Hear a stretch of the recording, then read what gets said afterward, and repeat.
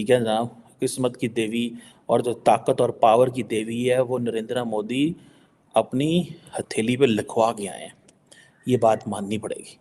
कुछ महीनों से ग्रीस में गेट आउट पाकिस्तानी की कैंपेन चल रही है। ग्रीस का कहना है कि पाकिस्तानी जो है वो वहां पर क्रिमिनल एक्टिविटीज में पार्टिसिपेट करते हैं, लिहाजा उन्हें किसी भी फील्ड में पाकिस्तानी नहीं चाहिए। वो चाहते हैं कि पाकिस्तानी ग्रीस से निकल जाएं। उन्हें हर फील्ड में इंडियन चाहिए। इंडियन की डिमांड ग्रीस में बहुत ज्यादा बढ़ रही है। लेकिन उसके बरक्स अगर हम बात करें तो इस वक्त ग्रीस के प्राइम मिनिस्टर इंडिया में मौजूद है। वो इंडिया के प्राइम मिनिस्टर नरेंद्र मोदी से इनोवेशन पर, टेक्नोलॉजी पर, फार्मास्यूटिकल पर, स्पेस पर बात कर रहे हैं और इंडिया के साथ अपने बायलैटरल रिलेशन बेहतर करने की कोशिश में है। तो उसकी वजह से जितने भी यानी स्टेट्स हैं वो पाकिस्तान की तरफ नहीं आना चाहते, चाहे इस्लामी ममालिक हों, यानी अभी पिछले साल जो MBS थे उन्होंने भी विज़िट किया था इंडिया का।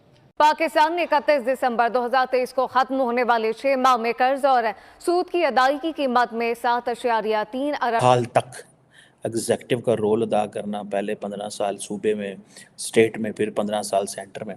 दैन जो छठा पॉइंट है वो डिस्कस कर रहे हैं, वो defending democracy, society and sovereignty. ये वो 5-6 टॉपिक हैं, ये 6 थीमेटिक प्रिंसिपल्स हैं। जो लार्ज प्रिंसिपल था वो ये था Chaturanga, conflict, contest, cooperate and create. और अगले जो 6 हैं वो ये इन चीज़ों पे वो डिस्कस करने जा रहे हैं कि आइंदा क्या होगा। और ये जो आप देखें इसमें आप इंटरेस्टिंग बात यह है कि 2500, मैंने आपको कहा ना 2500 पार्टिसिपेंट्स दुनिया की 115 मुल्कों से इंडिया के अंदर फ्लाइट्स पे आ रहे हैं। ठीक है, और जो पाकिस्तान में ये एक मार्गला डायलॉग कराते हैं उसमें मेरा ख्याल है हार्डली थोड़े से लोग आते हैं। हम तो इतने लोगों को हैंडल ही नहीं कर सकते। और 115 दुनिया के मुल्कों से लोगों को लेके आना और दुनिया को बताना कि इंडिया क्या सोच रहा है। भाई इंडिया का नैरेटिव बिक रहा है, इसीलिए दुनिया की कहानी सुनने आएंगे ना। और इसमें जारी बात है ministers, presidents, military commanders, technology leaders, बड़े तगड़े तगड़े लोग आ रहे हैं इसके अंदर। सो ये इंडिया ने एक ऐसी चीज़ शुरू की है, ये 2016 में शुरू की। उस वक्त इन्होंने मतलब उस वक्त भी 100 स्पीकर लेके आने में कामयाब हुए थे, 35 कंट्रीज़ को इन्वॉल्व किया था। उस वक्त इनका जो थीम था वो एशिया के ऊपर था, रीजनल एंड ग्लोबल कनेक्टिविटी, कि एशिया को क्या कैसे करना है। पाकिस्तान को नहीं बुलाते, ठीक है जी। पाकिस्तान को इसलिए नहीं बुलाते, उस वक्त भी डॉक्टर जयशंकर जो थे, ये बेसिकली डॉक्टर जयशंकर का ही आइडिया है ये सारा। और वो डॉक्टर जयशंकर का इसलिए आइडिया है, उस वक्त डॉक्टर जयशंकर फॉरेन सेक्रेटरी थे, if I am not wrong. At that time doctor Jaishankar ने ये फैसला किया कि भाई ये चीज़ होने वाली है, ये ज़रूरी है, इसके ऊपर फोकस करें, इसके ऊपर ध्यान दें, ये चीज़ ये एक डायलॉग चाहिए।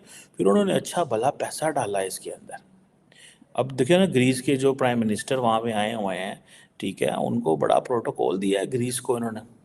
और बाकी दुनिया के लोग भी जो हैं वो आए हुए हैं, लेकिन ग्रीस को बड़ा लंबा चौड़ा उन्होंने प्रोटोकॉल दिया है। और जो ग्रीस के वज़ीर आज़म वहाँ पे बात कर गए हैं, वो तो इंडिया के लिए वो जिसे कहते हैं ना छक्के पे छक्का मार के गए हैं। वो कह रहे हैं कि इंडिया जो है वो लीडिंग डेमोक्रेसी है ग्लोबल साउथ की। अब इंडियंस क्योंकि ग्लोबल साउथ टर्म बड़ी इंपॉर्टेंट यूज़ करते हैं, ये बेसिकली सप्लीमेंट कर रहा होता है जो इंडिया बार बार एक चीज़ कर रहा है। अब for example India global south की बात कर रहा है, वेस्ट को कह रहा है पैन तो यार तुम ये ग्लोबल साउथ की गल ही नहीं सुनते, आप हमारी बात ही नहीं सुनते, आप हमें सुनते ही नहीं हम क्या सोच रहे हैं, आपको पता ही नहीं है कि हम क्या कर रहे हैं, कैसे कर रहे हैं, किधर जा रहे हैं, क्या मतलब ये चीज़ें जो है ना वो है। सो वो कह रहे हैं कि इंडिया जो है वो लीडर है ग्लोबल साउथ का, ये कंसेंसस बिल्डर है। मैं इस चीज़ से एग्री नहीं करता India is a consensus builder. उसकी वजह ये है कि इंडिया ने कहाँ कंसेंसस बिल्ड किया है इस खित्ते में। India is taking a solo flight with its own preferred partners. India is ignoring Pakistan. India जो है वो दुनिया के लिए, देखें इंडिया वो काम कर रहा है कि इंडिया अपने खित्ते के तमाम ममालिक में के साथ या तो मसाइल में होगा या इग्नोर कर रहा होगा। अब पाकिस्तान जैसे मुल्क को तो वो इग्नोर करेंगे ना, दे इट डजंट लुक नाइस। अब उम्मीद ये है, मैं आपको मज़े की बात बताऊँ, उन्होंने कहा है कि भाई पाकिस्तान डोमिनेट कर जाता है डिस्कशन के अंदर। ये इंडियन अथॉरिटीज़ को बड़ा प्रॉब्लम था कि पाकिस्तान डिस्कशंस को डोमिनेट कर जाता है। पाकिस्तान के जो लोग आते हैं, पाकिस्तान के जब यहाँ वज़ीर आज़म आते हैं, मीडिया, तो मीडिया उनकी तरफ ज़्यादा ध्यान देता है। मीडिया इंटरनेशनल ध्यान होने का छोड़ो यार, पाकिस्तान की बात ही ना करो, थिंक ग्लोबल, निकलो पाकिस्तान से। So this is a very calculated by design एक मूव है, never include Pakistan, do not bring Pakistan in the discussion, and उनकी बड़ी कामयाब मूव रही है पाकिस्तान को इग्नोर करने की। ज्यादा लंबे अरसे से गेट आउट पाकिस्तानीज की कैंपेन चल रही है। ग्रीस का ये दावा है, उन्होंने ये इल्ज़ाम आयद किया है कि वहाँ पर मौजूद पाकिस्तानी इनलीगल एक्टिविटीज़ में पार्टिसिपेट करते हैं, जिसकी वजह से उन्होंने कहा है कि हमें किसी भी शोबे में जो है वो पाकिस्तानी नहीं चाहिए, लिहाजा उन्होंने कहा है पाकिस्तानियों को कि आप हमारे मुल्क से निकल जाएं। लेकिन उसके बरक्स अगर हम देखें तो इस वक्त ग्रीस के जो प्राइम मिनिस्टर हैं वो इंडिया के अंदर मौजूद हैं और इंडिया के साथ अपने बायलेटरल रिलेशनशिप बेहतर करने की कोशिश कर रहे हैं। वहाँ पर उनका बड़ा वार्मली वेलकम किया गया। इंडिया के प्राइम मिनिस्टर नरेंद्र मोदी से उनकी मुलाकात भी हुई है, डिफरेंट सेक्टर्स पर, डिफरेंट एंगल्स पर उन्होंने बातचीत की है। क्या कहना चाहेंगे आप इस सारे मामले पर? एक तो मैं ये बात कहना चाहूँगा कि अगर गेट आउट पाकिस्तानीज की बात चल रही है तो उसमें देर में कुछ ना कुछ तो सच्चाई होगी उसमें, कि पाकिस्तानी ने कोई ना कोई गलती तो वहाँ पे की होगी, या उनके, क्योंकि हमारा कल्चर डिफरेंट है यूरोप से, तो हम लोग कल्चरल डिफरेंसेस की वजह से भी ये एक पोजीशन हो सकती है। दूसरा, कोई ग्रीस की इकोनॉमी की उतनी स्ट्रांग नहीं है जिसकी वजह से हमें कोई इतनी टेंशन लेने की ज़रूरत भी है। ग्रीस खुद एक तबाहशुदा इकोनॉमी है। वो हुआ करता था ग्रीक्स के ज़माने में जब एथेंस में पूरी दुनिया से लोग जाते थे। इस वक्त तो लोग जो जाते हैं वो लोग ज़्यादा पाकिस्तानी, ज़्यादातर अनपढ़ लोग जाते हैं, क्योंकि वो गेटवे ऑफ यूरोप है। सिर्फ इसी वजह से वहाँ पे कोई ज़्यादा पढ़े लिखे पाकिस्तानीज़ के जाने का रुझान भी नहीं है। अगर आप मुझे कहते हैं जर्मनी या फ्रांस में चल रही है तो फिर मैं वरीड होता, लेकिन अगर ग्रीस में चल रही है तो इतना इशू नहीं है।